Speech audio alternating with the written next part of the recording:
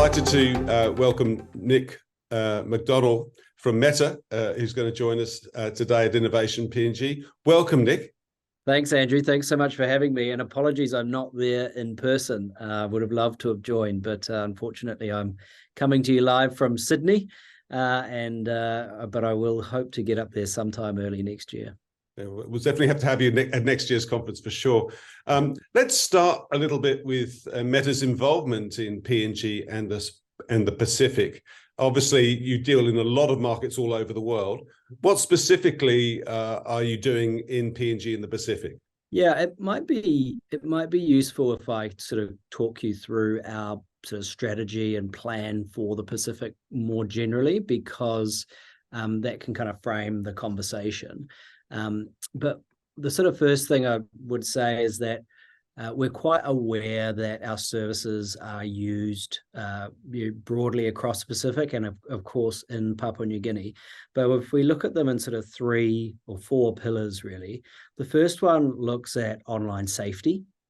And that's one of the big buckets of work that we look at. The next one is around things like election integrity. There's always an election in the Pacific somewhere, given there are so many nations. And so we do a lot of work with electoral commissions around election integrity issues, combating misinformation, those sorts of things. We also have an economic impact pillar, and that really is around the use of our services by small businesses and other groups to connect with consumers, whether that's in an export sense, so overseas, or whether that's domestically running small businesses and connecting with customers.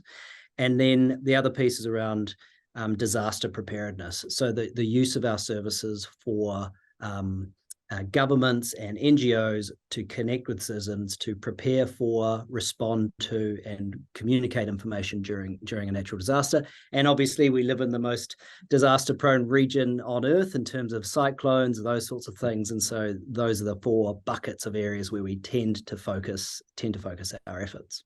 Yeah. And just for those people who don't know, obviously Facebook, most people in Papua New Guinea would have some engagement with Facebook, but Meta is more than Facebook, isn't it?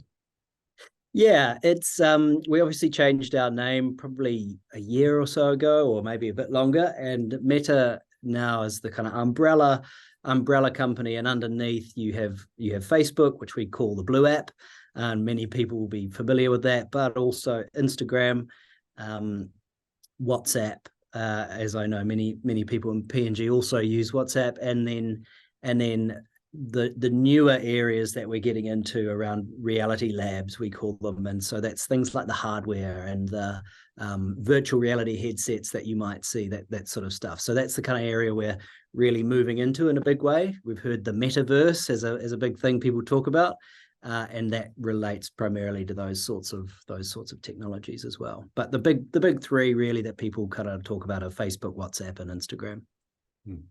Now, you already have a program rolled out in the Pacific for digital literacy. It's called I Am Digital. Can you tell us a little bit about that? Yeah, gladly. So we, about 3 years ago, partnered with Save the Children. So Save the Children Papua New Guinea, Fiji, Australia, based out of their Melbourne office. And what we wanted to do was to develop some digital literacy curricula for across the Pacific.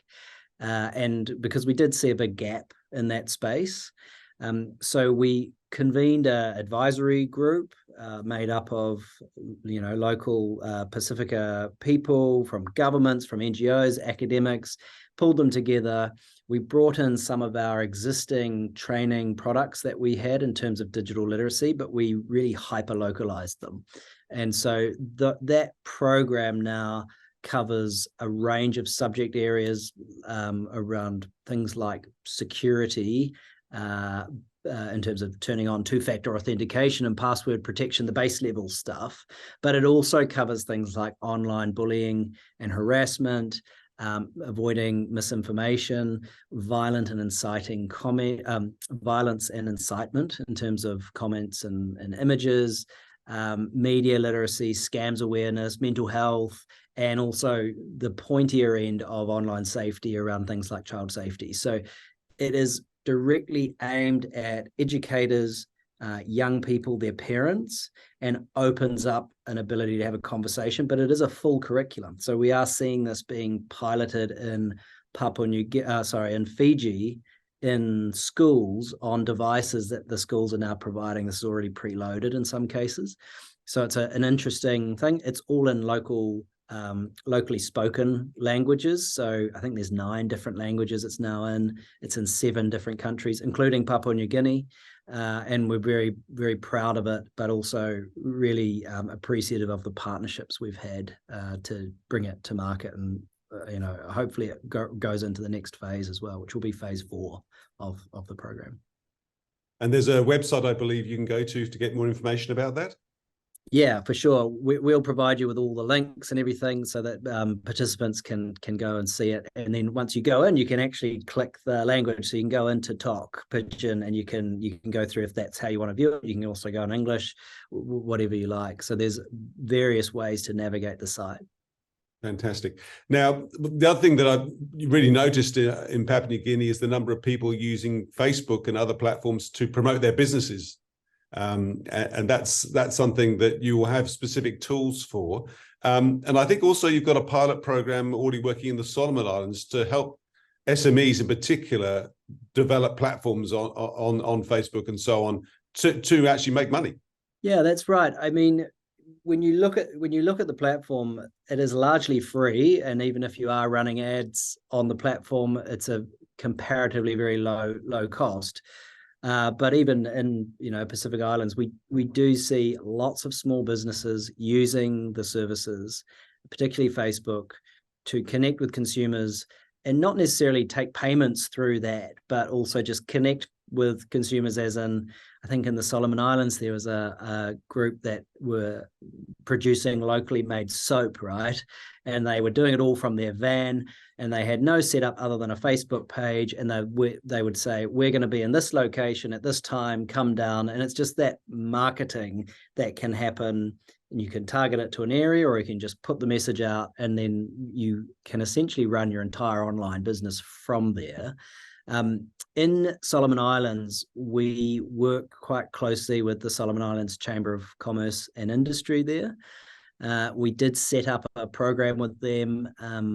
It was sort of towards the end of the pandemic, during the pandemic to the end, where we saw this really increased digitization. So we partnered with them. What we did was 2 things. We provided training to their members, and a whole curriculum around using the services to promote their businesses and the best ways to do it. And then we also worked with them on a campaign which we called Influential, with the shell from the beach thing. So it was very smart of us. But we did that with them, and that was really a way to celebrate small businesses and tell these micro case studies of businesses that were using the services, and promote those as stories so that people could actually see, the local business is using it and it's an effective way to do it. We tell it through the stories of the local people using the platform in that way. And it's been great. It's phase 2 we're doing now, and it's focusing on women in business as well. So very, very proud of that, and eager to look at those sorts of things as well in a Papua New Guinea context too. I know there'll be chambers of commerce there and groups, so eager to explore some of those. Excellent. One of the things that I was keen to ask you about was the challenges and opportunities for Meta in this market. The PNG in the Pacific is particularly different, I guess, from a lot of the markets you operate in. How do you see the opportunities and the challenges here? Yeah, if I maybe start with the challenges and then end on the positive piece. I mean, the challenges you will all know is linguistically Papua New Guinea is very diverse. I think it holds the record for the most languages in any country, and actually the Pacific broadly is incredibly linguistically diverse as well. And that does present challenges in terms of the services. However, what I would say is that we do know that a lot of people use the services in English as well as a default setting for them. And we are working towards more language support for locally spoken languages. But to be honest, that's not going to happen in the short term. But we do have that English medium to begin with. But what I would say is that the challenge for us is to then develop partnerships on the ground that then help us understand more of the local context as much as we can understand. And we do that in the online safety space already. There's a lot more work to do, but we do that with partners like Save the Children. We do that with working and talking to the folk who will be there, I'm sure, from the Department of ICT and the amazing team there. So we do talk to local partners, but I think we need to do more with local partners and understand more. And we should be doing that more in the economic impact space as well. So I think the way you bridge this language challenge is to really build up the partnerships on the ground. So that's one of the sort of challenges and the opportunities from that is to build partnerships. I guess from a opportunities perspective, PNG is full of opportunities, right? It is a large country in this bit of the world.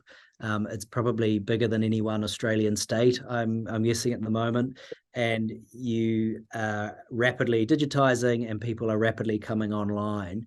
And so, like I talked about with small businesses, there is this huge opportunity within that for people to get online, digitize their businesses, use the free tools that are available.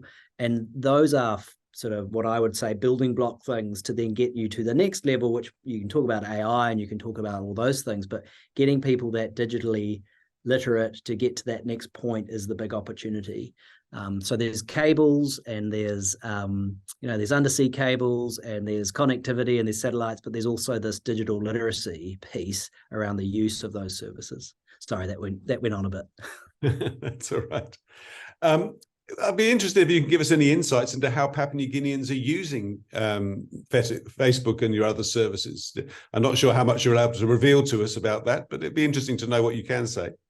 Well, I don't have any facts and figures for you, and it's less about not being able to reveal them and more about the process of finding them and pulling them in and all those sorts of things, which can be more complicated than people might think. But look, I think the first thing is we know people use the services and they're very popular is the first point.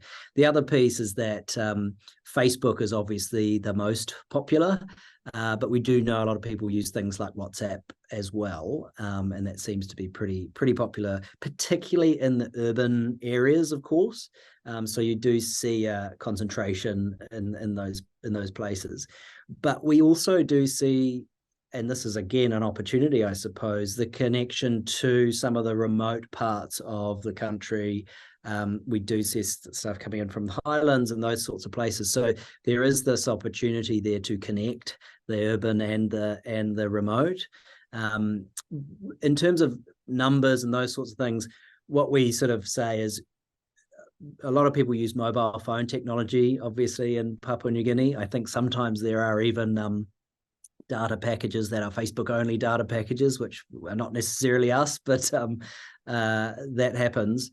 So you can tend to track mobile phone coverage and usage with Facebook usage. Essentially, when people get on a device, they tend to have a Facebook account.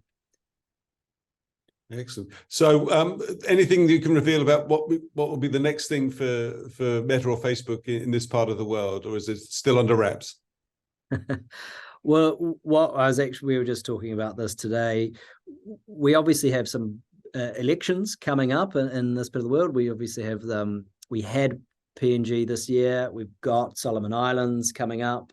So we'll be prepping for those things. We do some pretty effective partnerships with NGOs like the Institute for the Foundation for Electoral Systems, those sorts of things.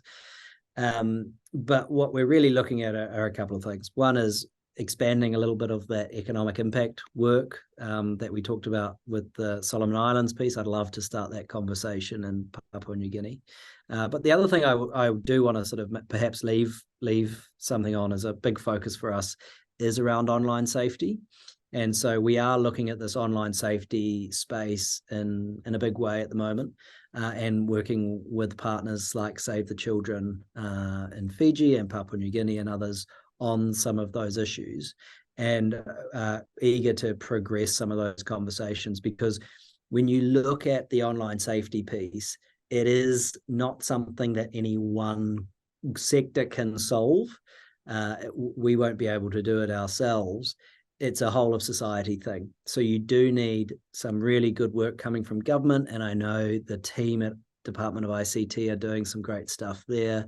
You do need the NGO sector gearing up for that as well, and there's some amazing groups that do some amazing work. And you do need the private sector coming in as well, who have the services, and they all need to be talking to each other and deal with it, because as everybody gets online and cables get built and all those sorts of things, we should always remember there is this human interaction element as well, and we need to get a bit better in that space around online safety, how the real world impacts the online world and vice versa, and making sure that we are putting in a lot of time around education and those sorts of things. So that's the kind of big area for us.